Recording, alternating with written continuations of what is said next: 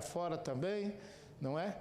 E que o Espírito Santo de Deus lhe use. A irmã Sueli, ela pertence à igreja José Bonifácio, ela já esteve pregando aqui uma vez e mais uma vez está aqui conosco. Que o Espírito Santo de Deus lhe use. Muito obrigado, viu, querida? Obrigada. Boa noite a todos. Agradeço pelo convite. Fico feliz de estar aqui mais uma vez. Eu vim, acho que faz um ano mais ou menos que eu vim aqui. E, bom, antes de começarmos, vamos pedir a orientação do Espírito Santo.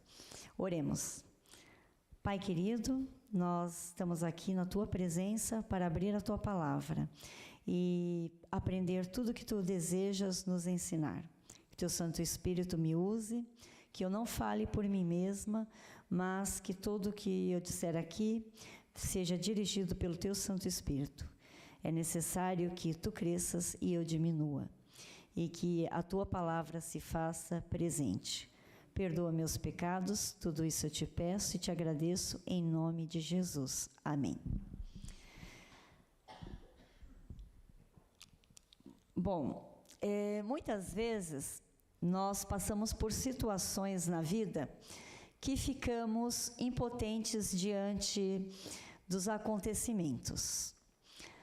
Aquele momento em que não vemos solução para nada. Quem nunca passou por isso, não é mesmo? Você olha, você está numa situação que você não vê solução para nada. E que não tem, você vê que você não tem nenhuma condição de se livrar de uma situação, de um problema, de tamanha dificuldade que é. Os puritanos, que é um grupo de religiosos que tinham no passado, e eles começaram a fazer o trabalho deles nos Estados Unidos, eles chamavam esses momentos difíceis de a noite escura da alma, se referindo aos períodos de abatimento espiritual, períodos em que a gente não vê solução. Então eles chamavam de a noite escura da alma. Uma amiga minha, ela tinha o pai dela dizia que tem dia que parece que é de noite. E é verdade, tem dia que parece que é de noite. Por quê? Porque você só vê sombras. Você não vê solução para nada. Porque à noite você não pode fazer tudo o que você precisa. Não é como o dia. Então eu acho que é por isso que ele dizia que tem dia que parece que é de noite. Então, é uma noite que nunca acaba, né? E é aquela situação difícil que a gente vive.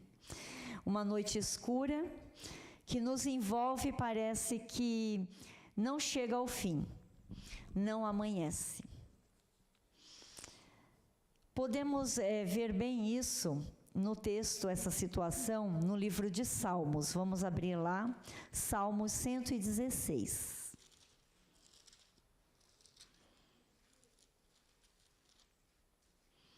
Livro de Salmos, 116, versículo 3.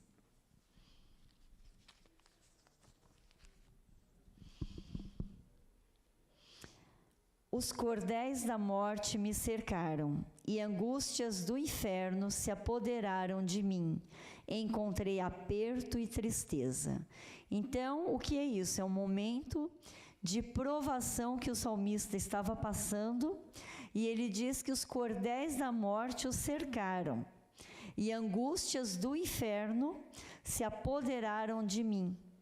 Encontrei aperto e tristeza. Então, são momentos como estes, que a Bíblia relata em muitos momentos aqui, sobre a dificuldade, aquela situação em que não há saída para nós.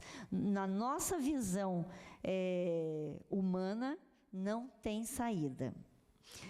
Estes são períodos que a confiança que temos em Deus, ela é questionada por nossos inimigos e principalmente por Satanás. Quando os caminhos de Deus se tornam difíceis, quando chegamos em situações que para nós não existe nenhuma saída, Satanás zomba de nós e faz a irônica pergunta: onde está o teu Deus? Com certeza, cada um de vocês aqui presentes já passaram por isso. E é como se a gente ouvisse aquela voz dizendo: onde está o teu Deus? Vamos abrir em Salmos 42, verso 3.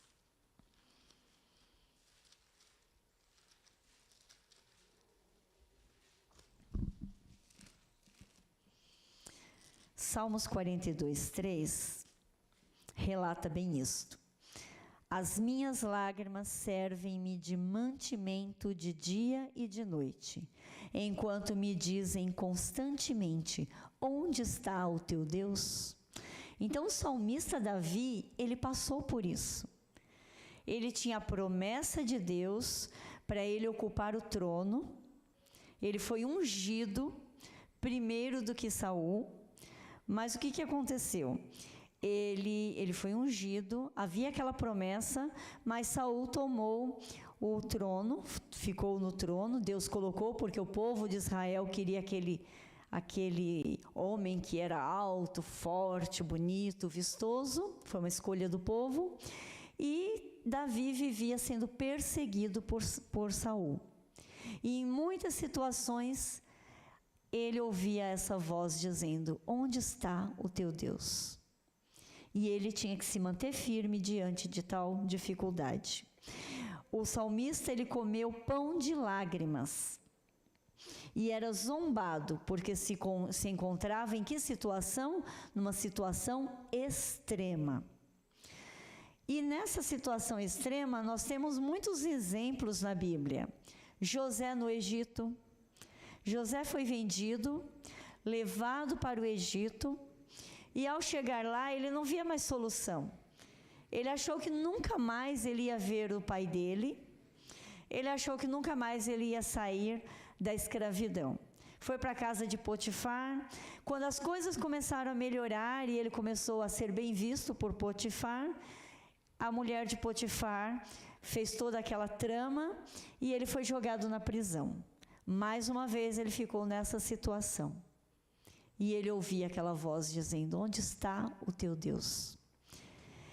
E só depois que ele foi tirado da prisão e foi dada uma solução para ele. Moisés diante do Mar Vermelho também passou por uma extremidade. Por quê? Não havia solução para ele.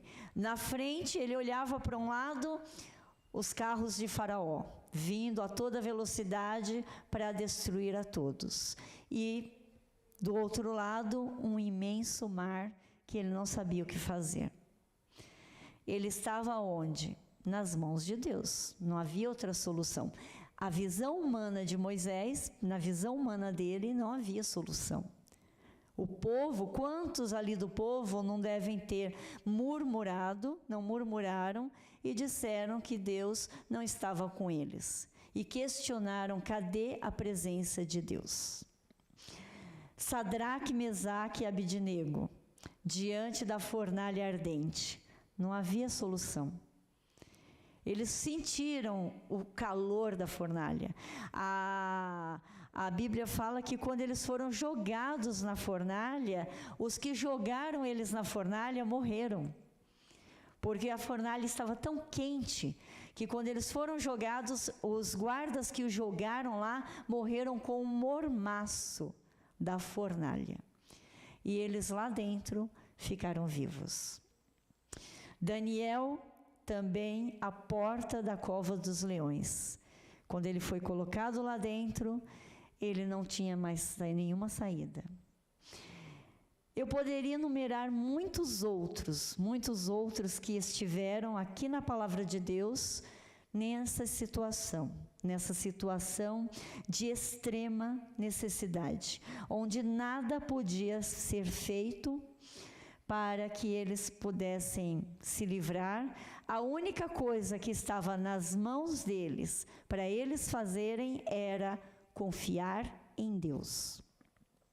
Difícil confiar em Deus nessa situação.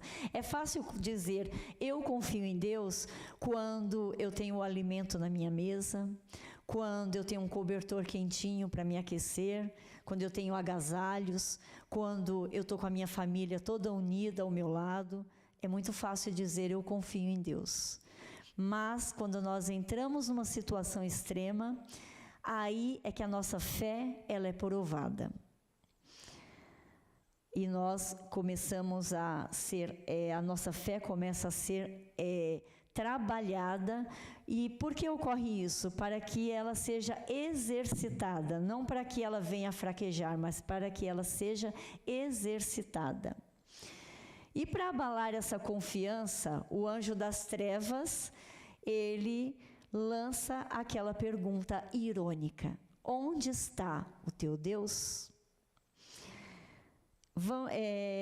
Em Tessalonicenses não, Testemunho Seletos, volume 2, página 321, está escrito: Ele, Deus, sempre tem escolhido extremidades, ocasiões em que parecia não haver possibilidades de libertamento das operações de Satanás, para a manifestação de seu poder.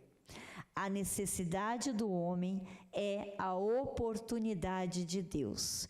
Então, nesses momentos extremos, é quando Deus tem a oportunidade de mostrar o poder dele e mostrar o quanto você é importante para ele.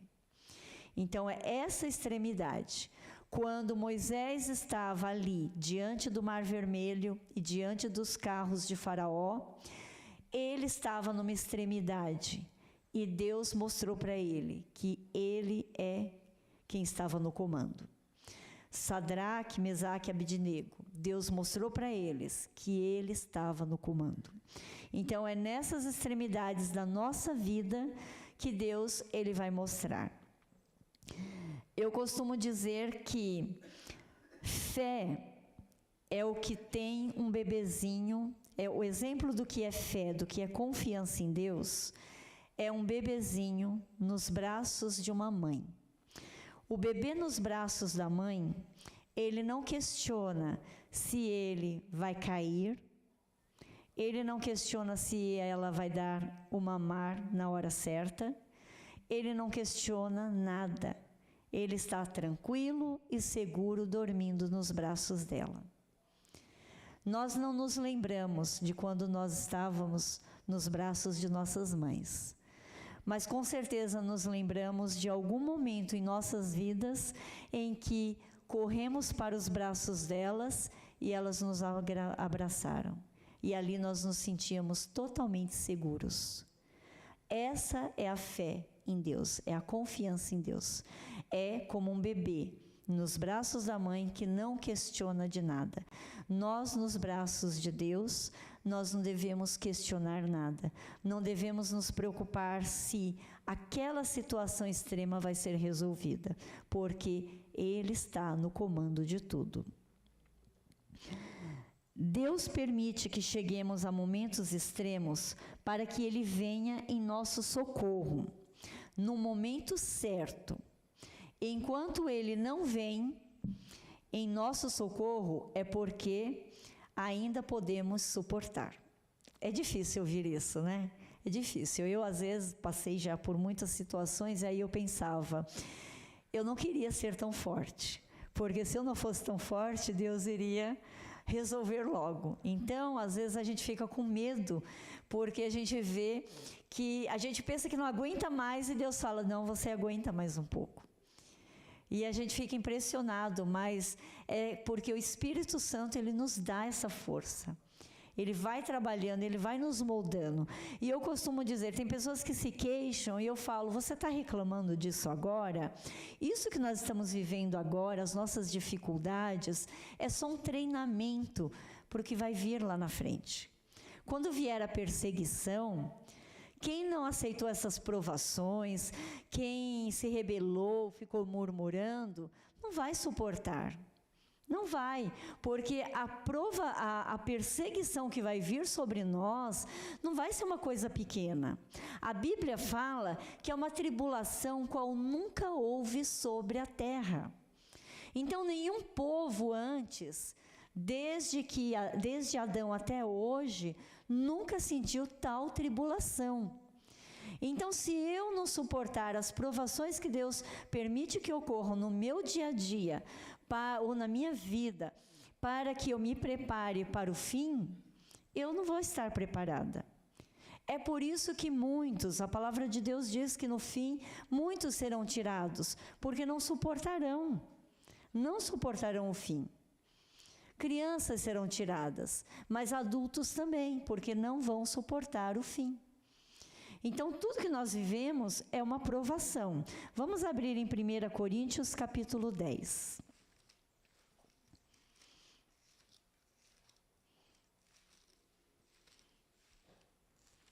Primeira Coríntios, capítulo 10, verso 13. Não veio sobre vós tentação senão humana, mas fiel é Deus que não vos deixará tentar acima do que podeis, antes com a tentação dará também o escape, para que a possais suportar.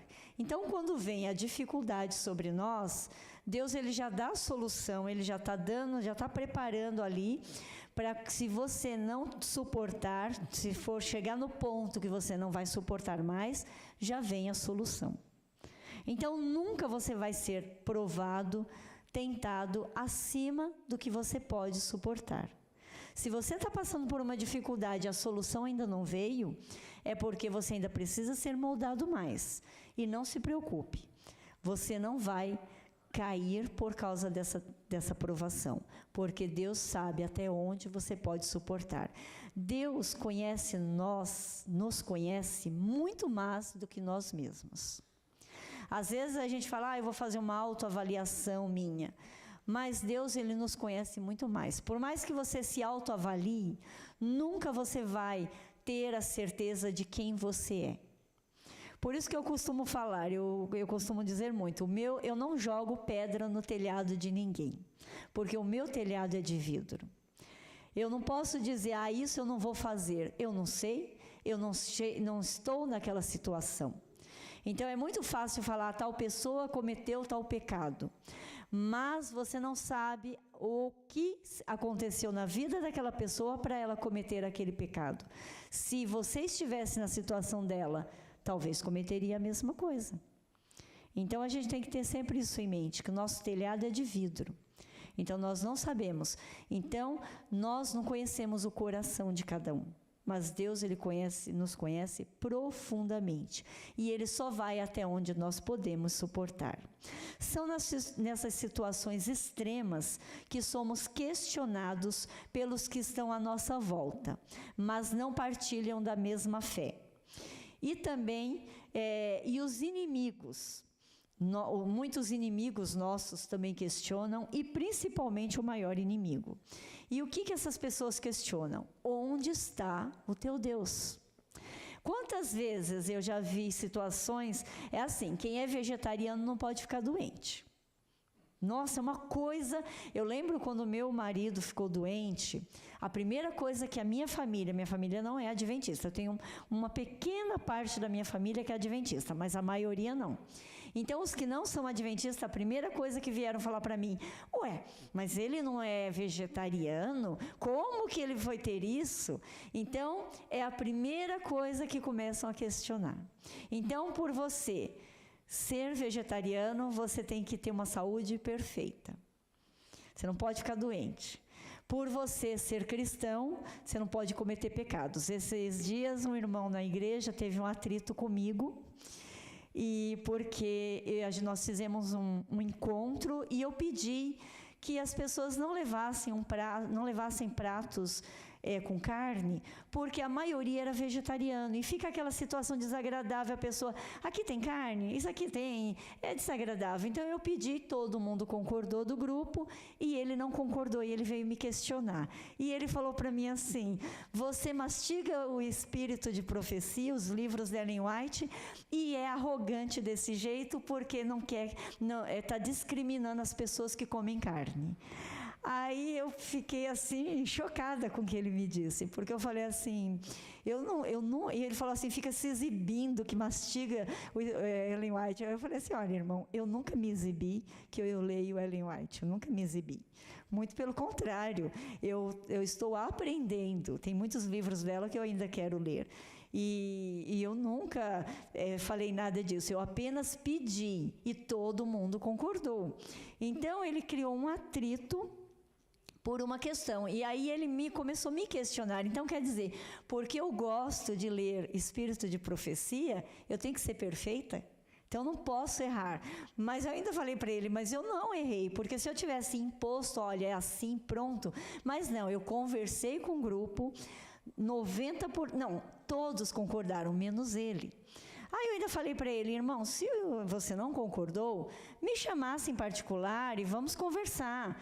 Mas não, ele me bloqueou no WhatsApp, ele fez um escarcéu comigo. E aí depois, semana passada, um mês depois do acontecimento, ele foi questionar com o outro irmão falou, não vou discutir com você. E saiu, deixou ele falando. Aí ele foi discutir com o outro, brigou com o outro, e saiu brigando com quase todo aquele grupo. Eu falei, olha, a gente está fazendo culto de oração para nos unir, e vem essa pessoa para criar essa situação. E sempre falando, porque vocês são cristãos e estão agindo assim. Então, nós somos cristãos e é cobrado. As pessoas, nós não podemos, temos que ser perfeitos. Não podemos ficar doentes, porque já perguntam, onde está o teu Deus? Então, é uma situação muito complicada. E a palavra de Deus, ela responde. Quando isso acontecer com você, e alguém ficar te questionando, você passando por uma situação extrema, porque já é difícil, você está sendo provado, e ainda as pessoas em volta te questionando e zombando de você, não responda nada. Eu costumo dizer, a gente não tem que entreter conversa com o mal. Se o inimigo ele vem te questionar onde está o teu Deus, ou pessoas que se deixam ser usadas por ele, eu digo que são agentes do inimigo, não questiona, não discute. Deixa que Deus vai responder no seu lugar. É Deus quem responde, não a gente. Isaías capítulo 35.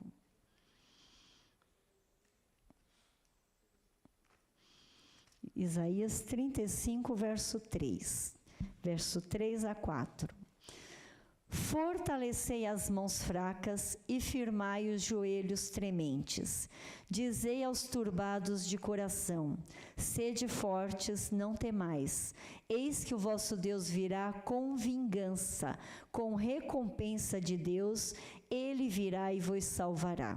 Então, a vingança é de Deus. Nunca na minha vida alguém me afrontou e depois eu fui na pessoa e falei, tá vendo? Foi isso que aconteceu, tá vendo? Quebrou a cara. Eu nunca fiz isso. Eu sempre deixo, porque Deus responde. E mesmo que depois que Deus mostra para a pessoa, eu não vou falar nada. Porque a gente tem que dar a oportunidade para a pessoa refletir e se arrepender. E o Espírito Santo mostra para ela. Não há necessidade da gente também tripudiar em cima da pessoa. A gente tem que deixar que o Espírito Santo vai mostrar. Vai dizer, olha, você questionou tal coisa, olha o que está acontecendo agora. Deixa que o Espírito Santo fala no seu lugar. Talvez você se pergunte, por que eu preciso passar por tudo isso? Por que preciso ser provado dessa maneira? Vamos lá em Provérbios 17, responde. Provérbios 17, 3.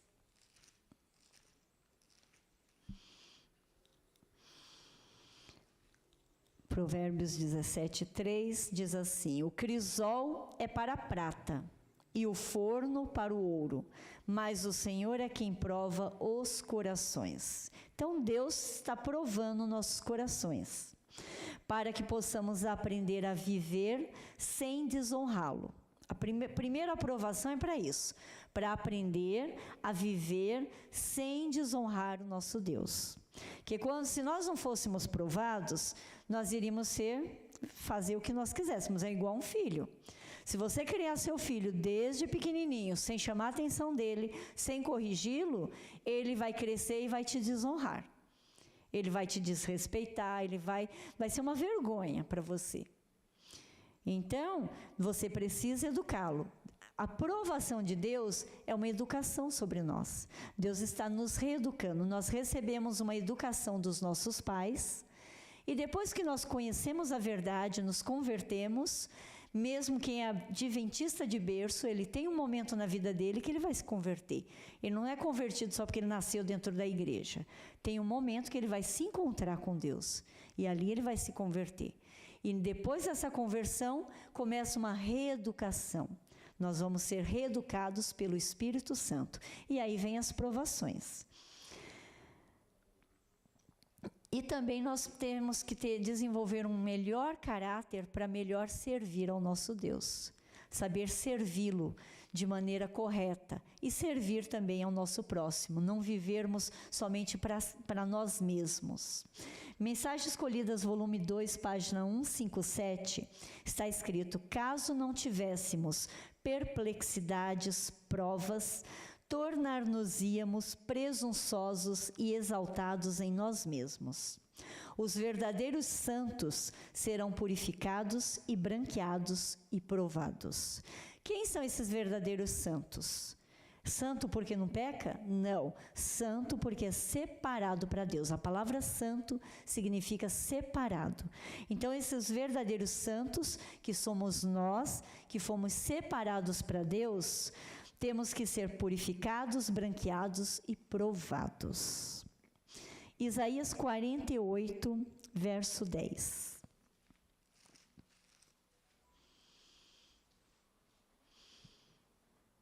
Eis que já te purifiquei, mas não como a prata, escolhi-te na fornalha da aflição. Vamos agora em Malaquias 3. Então, Deus, ele nos escolhe na fornalha da aflição. Então, a gente tem que passar pela aflição. Por isso que vai vir a grande tribulação sobre nós. Porque é a última provação que vamos passar para depois vermos o nosso amado Jesus nas nuvens do céu. Vai valer a pena, não vai? Então, Malaquias capítulo 3, verso 3. E assentar-se-á como fundidor e purificador de prata, e purificará os filhos de Levi, e os refinará como ouro e como prata, então ao Senhor trarão oferta em justiça. Quem é esse que vai se sentar como fundidor da prata? É Deus. E é interessante uma coisa: como trabalha o fundidor ou o ourives? Como que ele trabalha? Eu fiz uma pesquisa sobre isso. Ele coloca a prata no fogo ardente para retirar todas as impurezas. Então, ele põe ali para tirar todas as impurezas. Mas ele não pode sair de perto nem por um momento. Ele não pode nem desviar os olhos. Ele está ali porque ele só sabe que a prata está pronta, ele tem que ficar olhando ali. Se ele virar assim, ele pode perder a prata. Então, ele fica olhando para a prata o tempo todo e ela ali no fogo. Ele não desvia os olhos nem por um momento. Porque se passar do ponto, a prata pode queimar e ser destruída. Não tem mais jeito. Então, não pode passar do ponto. Ou seja, nós só somos provados até onde podemos suportar. Então, como que ele sabe o momento que a prata está pronta para ser trabalhada? Porque ele fica ali, né, no fogo. Como que ele vai saber o momento certo? É quando ele vê a imagem dele refletida na prata. Aí ele está ali olhando. Quando ele começa a ver que a imagem dele é refletida na prata, é que ela já está pronta para ser trabalhada. E assim, ele sabe que a prata alcançou o seu grau de pureza. Ela está perfeita para ele usá-la. Interessante isso, né? Nós somos a prata. Vamos abrir a Bíblia em Números, capítulo 6. Números, capítulo 6, verso 24.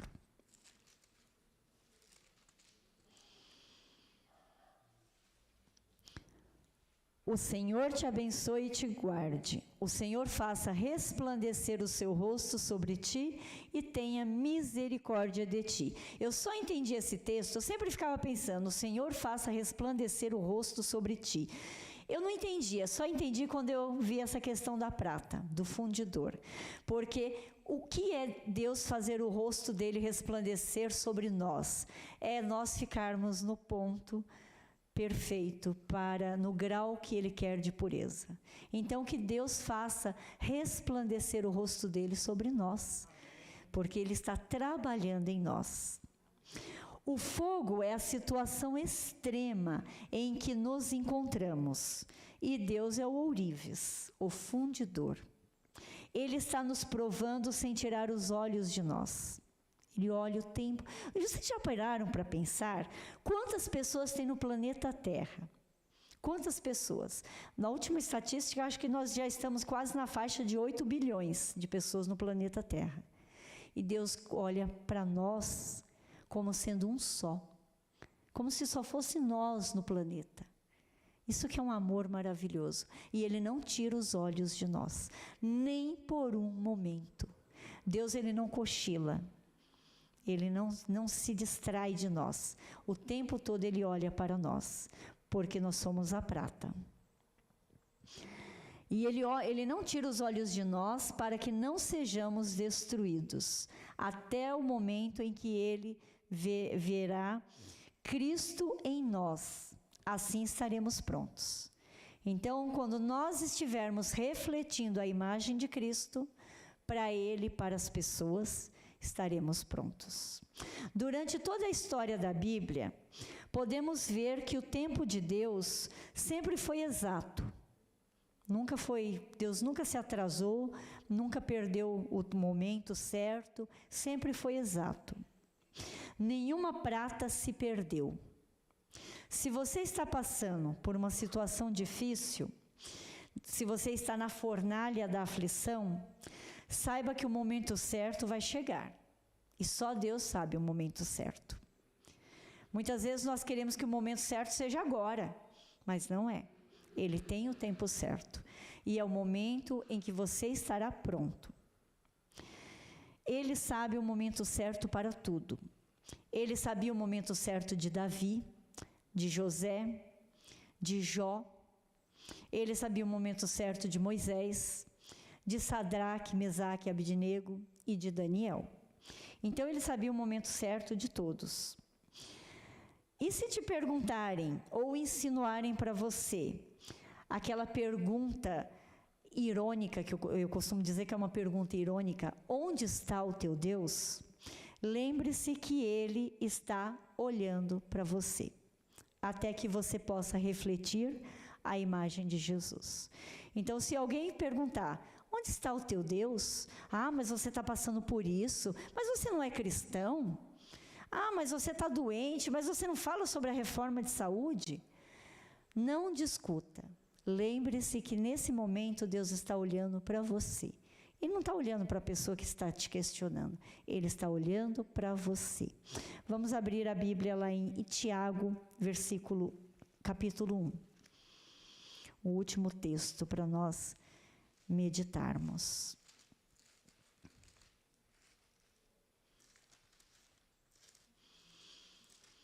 Tiago capítulo 1, verso 12. Bem-aventurado o homem que suporta a tentação, porque quando for provado, receberá a coroa da vida, a qual o Senhor tem prometido aos que o amam. Então, essa é a promessa. Nós estamos sendo provados porque vai chegar o momento certo de nós recebermos a coroa da vida. Aquela coroa que está prometida para nós muito antes de nós existirmos.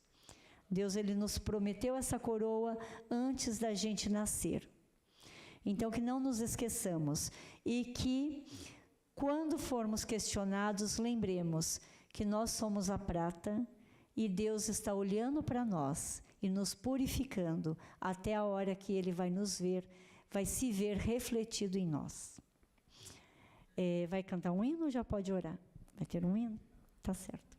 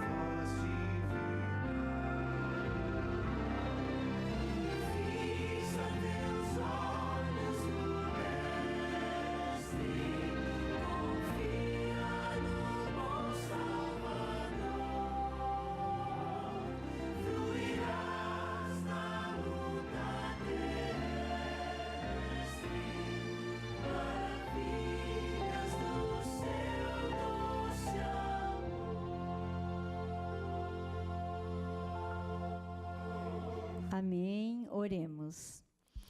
Grandioso Deus, nosso Pai Celestial, graças te damos por mais essa oportunidade de termos aberto a Tua Palavra. Agradecemos por estar sempre conosco e nos dar a alegria de podermos congregarmos juntos, estarmos na Tua casa de oração. Pai querido, que Tu faças resplandecer o Teu rosto sobre nós e nos dê a salvação, nos dê a Tua paz. Perdoa nossos pecados, dá-nos uma boa semana, abençoe esta igreja, abençoe cada membro aqui representado com suas famílias, que Tu estejas com cada um deles e os abençoe e os leves em segurança para casa. Perdoa nossos pecados, eu te peço e te agradeço em nome e por amor de Jesus. Amém. Uma ótima noite para todos.